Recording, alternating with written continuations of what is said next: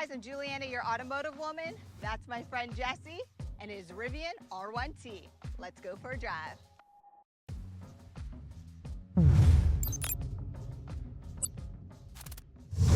So Jesse, you own a few different vehicles in your collection, primarily gas guzzlers, track day cars. Why purchase an all-electric vehicle and an all-electric truck? Well, now that I think the horsepower wars for gasoline cars are kind of over, and it's more about driving feel, and for us especially, how we feel on the track and enjoyment. And if you want something fast and easy to drive around and maneuverability, you're going towards electric now, unfortunately. Yeah, unfortunately. Well, you have a lot of cool cars, so you could actually say that. So specifically, this is the R1T, but like what battery pack? So this is the large battery pack quad motor and adventure pack with the 22-inch sport wheels, and as you can see, this is called the Ocean Coast interior. Okay, nice. I like the interior, but we'll get to my thoughts. What I want to know is the price. So this one, this is the high spec. It's 149,000 Canadian, Come on. plus luxury tax and HST. Amazing. And if you're lucky enough to get a pre-order pricing, which I think is still valid till September, for this one it would be 105,000 Canadian plus HST, and you're just below the luxury tax. Oh, wow. So this was your first EV, so making the conversion, and you still by all means have your combustion engines, but how much extra to convert to EV, like your home or anything? So I haven't actually installed yet in my home. I've got it prepped for it, but I haven't actually put the charger in. And luckily around me, there are quite a few charging spots. So I wanted to figure out, before I install it in my home, where am I going to be charging the most? And the city of Toronto actually has quite a few spots now in parking garages and green peas. And then in the future, with the new Tesla adapter that Rivian have added, I'll be able to use all Tesla superchargers. Okay. And there's one 5 minutes from my home, which is great. So right now I'm actually pretty good without the charging. If I were to install, it'd be about $3,500. Really, eh? Wow, I was quoted like $1,500. I'm sure you can get it a bit cheaper, but I'm including the cost of the adapter, which is $800. Okay. The permit and everything else to get it done, it's about $35 by the time you're done. Okay, so I want to get into your real ownership experience. So like, how much are you spending on charging right now, and what are your averages? So averaging cost-wise per kilowatt hour, 25 cents. Okay. So if you're gonna fill up, compared to something with this horsepower, an X5M, a Cayenne Turbo, a Raptor, or a Dodge Ram TRX, because you're in that kind of horsepower range, those would be equivalent of $200, $250 to fill up with 93. Whereas here it's under $40 for a full tank. Come on. Okay, but you own some of those vehicles. I do. You just mentioned. So I want to know like about insurance rates. So actually I found this was actually higher than a Raptor. Okay. So then. And the Cayenne Turbo S. Okay, so then what is your, you've only owned it for 6 months, but it'd be interesting to know, what is your ownership cost after a year, right? Because if this is costing more with insurance than those other vehicles. So luckily, nothing for maintenance. The only thing you're going to go through is tire wear. You're not going to really I rarely use the brakes in this driving around town for my everyday driving. It's only if there was something on the highway happening, you have to do a harder stop. But with regen, I have it set to high. I'm never using the brakes. Yeah, you mentioned regen, and I was actually going to mention that. This is like right away. I actually haven't touched the brakes as we've been driving this whole entire time, because it is really, really good. So you don't feel as though that braking regen set to high is a little bit too aggressive, or you like that? I actually at the start didn't like it, but now that I've been driving it more and more, I've actually now prefer it with the 1 foot driving. Okay. So with the quad setup, you have tons of different driving modes. So what are you actually using, and would you extreme off-road this vehicle? So actually one of my friends is an engineer at Rivian, and him and his friends in California, they take this off-roading everywhere in California. So seeing what people post videos, and you don't know if it's true if you see it online in an advertisement, but knowing that they go into the desert, into Mojave, they actually do it and can actually do it properly. It's cool to know that electric vehicle is designed to rock crawl and do all that kind of stuff. I won't have that much of opportunity because we don't have the landscape here. Yeah. I'll do it a couple times, maybe with some of the certain clubs that do go out, because I have a Bronco and a Raptor as well that I would like to test it and see how good it is compared to those off-road. Cool, cool. And so, speaking about daily driving, do you just leave it in like a normal mode, or what are you leaving it? I'm mostly in all-purpose if I'm just commuting for work or for certain things. When I want to have more spirited driving, I do go into sport, lower the suspension as low as I can, and have a little fun.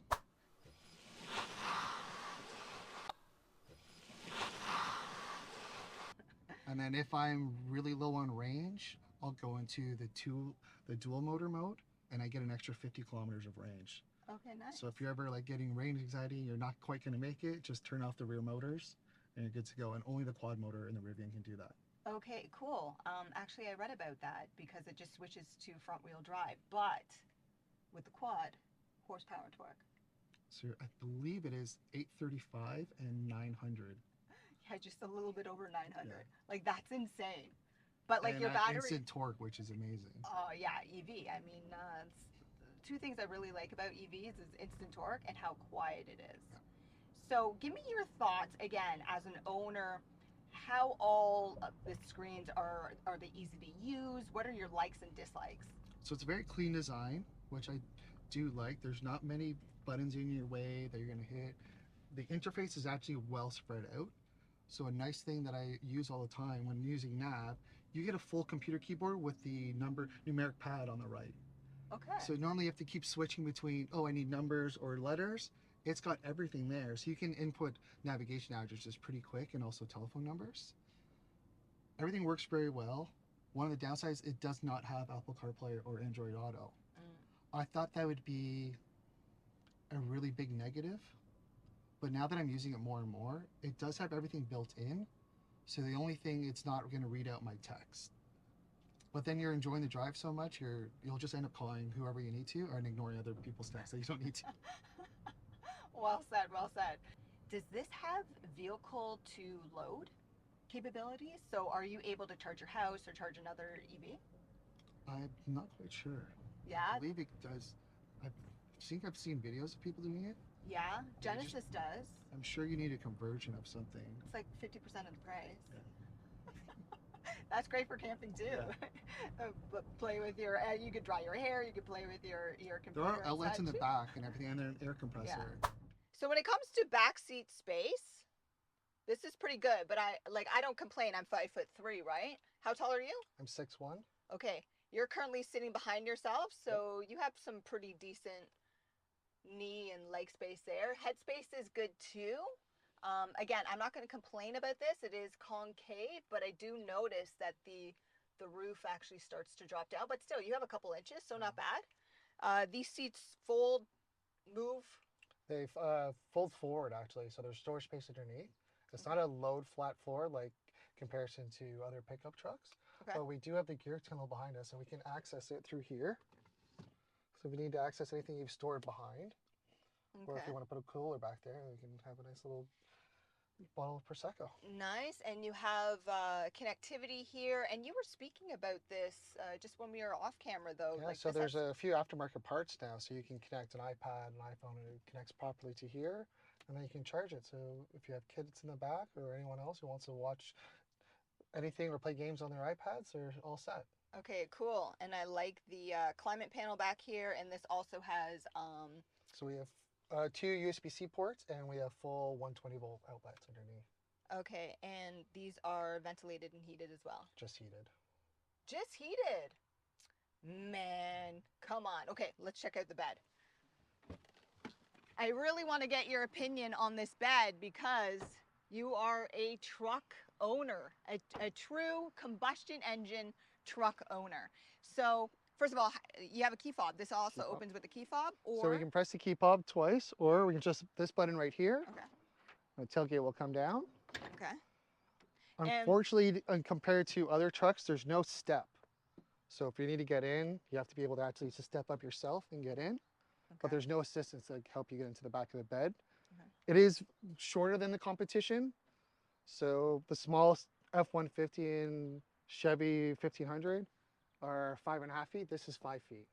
Okay. And what And then- kind of features on the side here? So right here we have a air compressor, and we have a unique feature to Rivian is called a gear lock. So if you want to strap something in and lock it up, it locks right into the bed, which is nice. So if you have power tools, a generator, something else back here, your bike, whatever, you can now lock it into your bed and it's connected by the truck.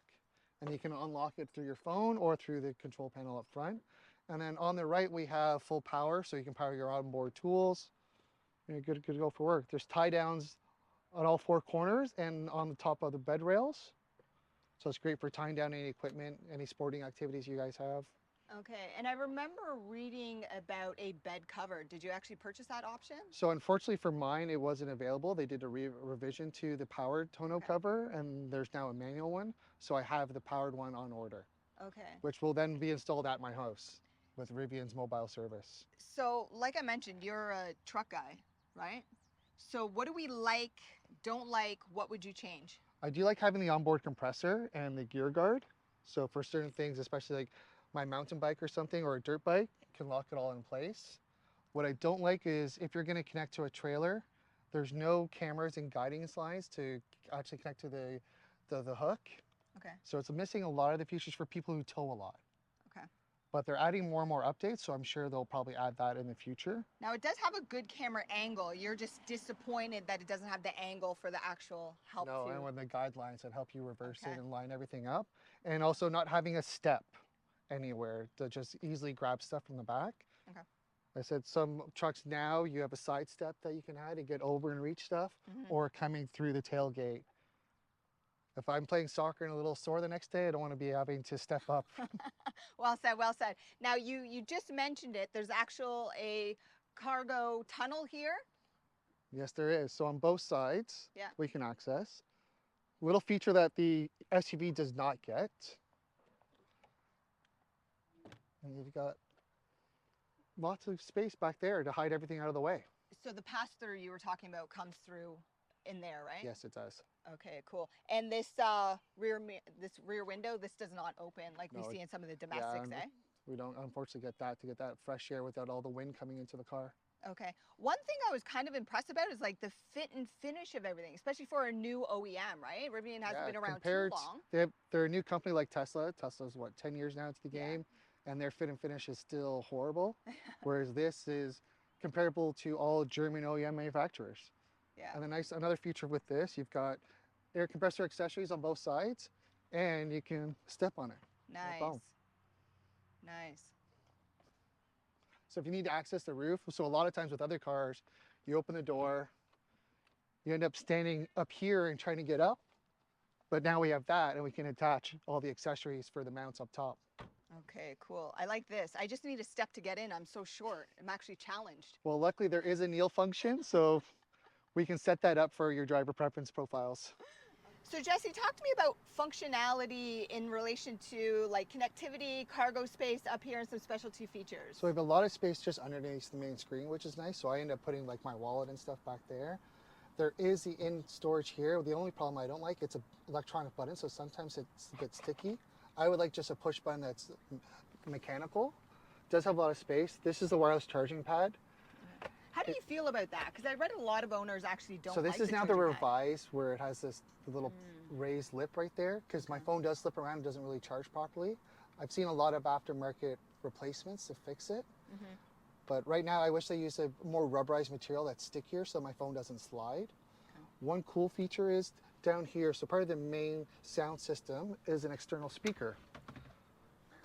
Love So it. if you want to go and use a speaker when you've now parked and you're now at a nice beachside retreat or wherever you are, you now have an external speaker with you. Love it. And for those who have difficulty seeing down there, because it gets a little bit dark, hey, there's a cool flashlight. So one little hidden feature in the door, not quite a Rolls-Royce umbrella, but a Rivian flashlight. Amazing. That's well thought out, right? It's supposed to be an adventure truck, so it's well thought out. Let's check out that frunk. So I hear the frunk isn't as big, or technically front trunk, isn't as big as the Ford Lightning, F-150 No, it's Lightning. not as deep as the Lightning, Okay. but It's you have two still levels. good. So this is still the first level, and then a bit further down. And then that's the charging cable. Nice. And the nice thing is, it is waterproof, and there's a drain plug. So if you want to turn it into a cooler, you're all set, ready for tailgating. Amazing. And so before I get into my driving impressions, tell me as an owner your likes and dislikes so far for your first 6 months. So far for I love the driving feel. The steering wheel feedback is actually incredible compared to vehicles I've driven. I would say most electric vehicles that I have test drove or had the opportunity to drive for a while all feel very fake, and you don't really know where the wheels are going. You don't get any feedback from bumps, so you don't really know where it's going. And you and I both like to go on the track, so we like to know every single thing that the car is doing. We want the feedback through the seats and through the steering wheel because that's our only inputs. This actually provides that for a big, heavy electric vehicle. It's amazing that you get that. I thought at the start a negative was not having Android Auto and Apple CarPlay, because it's just so much a part of my life, and using your phone, and it's so easy to integrate with calendar updates and navigation and messaging people. But then you get to learn about that. And then I would say charging, especially here, if it was in California or some of the other states that have chargers absolutely everywhere, it's so easy, and very high quality chargers. What I've noticed in the first couple months of owning this vehicle was going to charging stations and then they're not operational, or they're not providing the speed that they advertise. Like there's a Shell by me that advertised 180 kilowatt hours, and every single time I charge there, I'm only getting 60 to 80. Come on. So it's then determining where I'm going to charge and how much time I'm going to leave it for, what I'm going to do. Luckily, one of the major charging ports that I use is by my place, so I can just walk home once I go charge. Another negative would be where the charging location is at the front left. A lot of the public charging spots in Ontario, they were retrofitted in parking garages. So there's all these safety bollards around, they stick out, and this has the same wheelbase as an F-150. Surprisingly, even though it looks visually much smaller, the wheelbase length is the exact same. So getting into those spots is a lot harder. And then not being able to reverse in, because the turning radius of this is not as great as an SUV. Okay. So for me, as first impressions go, it's super smooth. Like it's very soft, right? That air suspension is really, really good. Looks are subjective, so I mean, it's your vehicle. You have to like the looks of it. I like the lights. I'll say that. I don't like how some of the daily driving features that I enjoy, being the heated seats, the ventilated seats, driver assisted technology is too much like having to take my eyes off the road. I prefer those features as a hard button, so then it's just boom, my heated steering wheel is on, as opposed to am I clicking the right place. My driver assisted technology, I like just like on my, and when I say driver assisted technology, I really mean adaptive cruise control, because we drive a lot. So I like those usually. So it's actually just right here, and it's just one click down. Okay. Okay, so good to know. I would just have to get used to that. Visibility, I would say, is good at the front and the sides, but I do feel as though there's a huge blind spot out there. But this, I imagine, comes with blind spot monitoring and such. Yeah. Right. So really, that's it. Like everything's comfortable. Like I really, really do like the drive. Like it's really smooth. I can chill. I can go on a long, long drive with this and be okay. It's what I'm not okay with is like, if I try to tow, I come from motorsport. So having to tow a trailer, I know I'm not going to get as much range. And then having, like you said, to pull over and actually find a charging station that's actually operational and working. But that's it, man. I mean, like decent, enjoyed the first drive. I mean, we didn't do anything too spectacular, but this is very much daily driving. So I appreciate it, man. Welcome. Boom. It's going to the track tomorrow. Tomorrow. 6th gear. Boom.